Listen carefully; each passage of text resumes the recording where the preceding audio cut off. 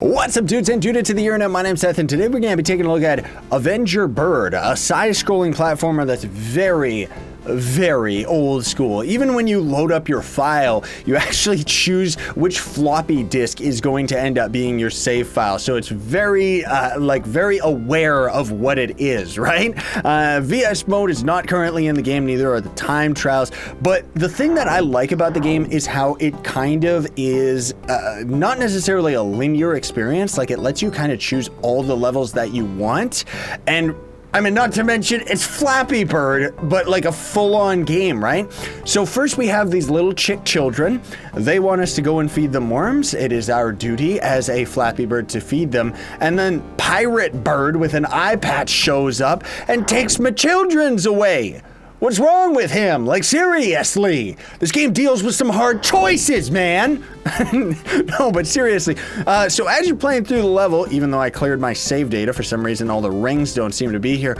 Oh, there they are. But you jump, then you can do a double jump. You can kind of see in the top left our fly meter. So I'm guessing that is something that you can end up powering up. Not to mention just trying to get all of the rings as possible in general. And while this tutorial section actually wants us to go through this door here and not follow this guy, I'm gonna follow him anyways. I don't know why it's telling us, what does B do? Ah, B lets us glide, okay. Then how would we end up doing something like that? Is it that we have to glide down first and then kind of jump when, oh man, how would we do that? Do we have to hold B and then hold A? Or am I just messing up the double jump that I'm supposed to be doing once we get to the other side? Let's see. Yeah, okay, so I was just messing up the double jump.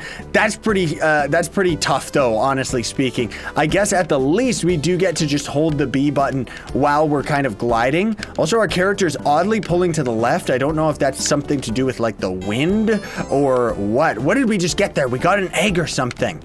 What did we just get? And where are we supposed to go? Or is it that he got away and that's that? Yeah, I think so. So that could have ended very badly for us as well. Because I could have ended up dead. But this is where it really reminds me of like Mario or Tomba even, which, I mean, that game was a bit more complex than this.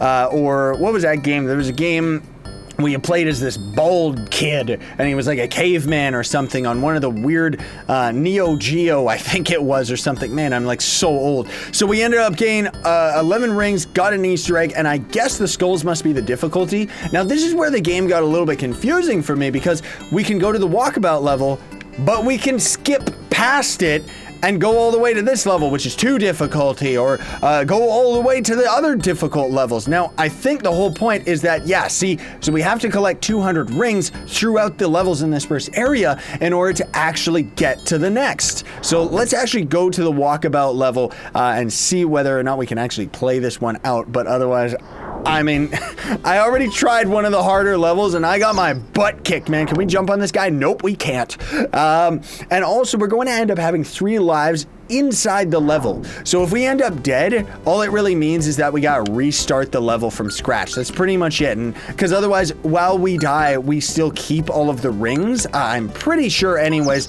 No! So we've got 22 rings.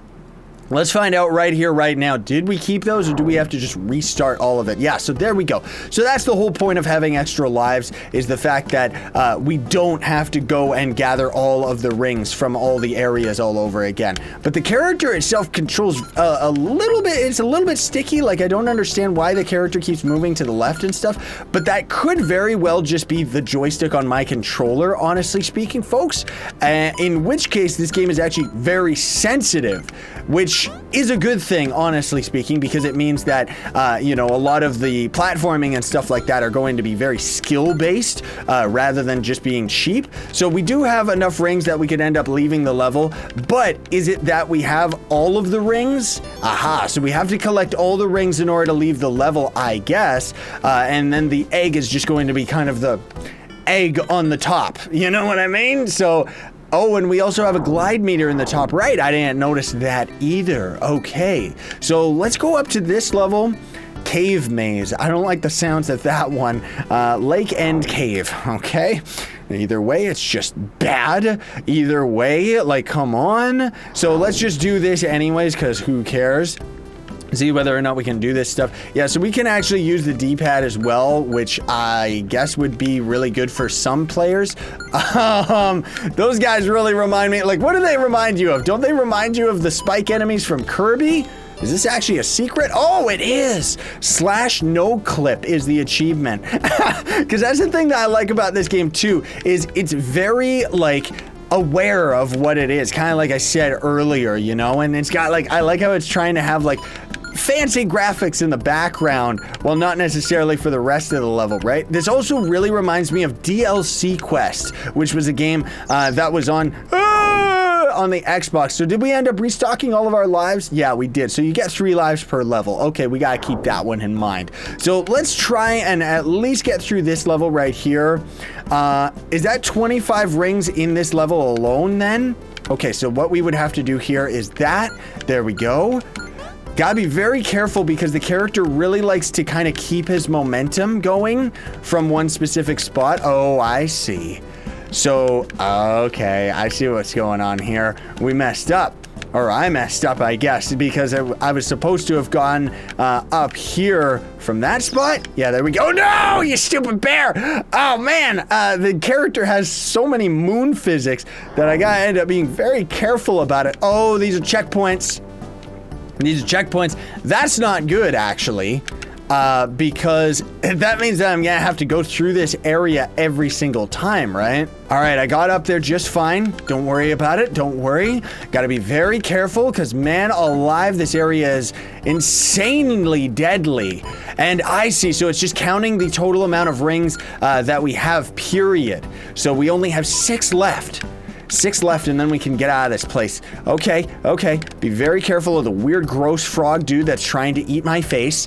Also, we should be able to glide that. There we go. And then this is going to be one of the harder spots right here. 1, 2, and there we go. Buckle my shoe. We can get out of here. And how many rings do we actually have? Let's double check what's going on here and how many we actually have on our person. We have up to 100, so we would have to complete all the levels and get all of them, and I'm guessing that we would need the eggs for like the secret ending and stuff like that. Very cool game, despite the fact that it seems like so simple, you know? Very nostalgic. Maybe that's why I like it so much. So it also really reminds me of like the Joe and Matt games, you know, just with the world being all kind of open and everything, despite the fact that we don't have any way of attacking, at least just yet. Maybe we do later, I don't know.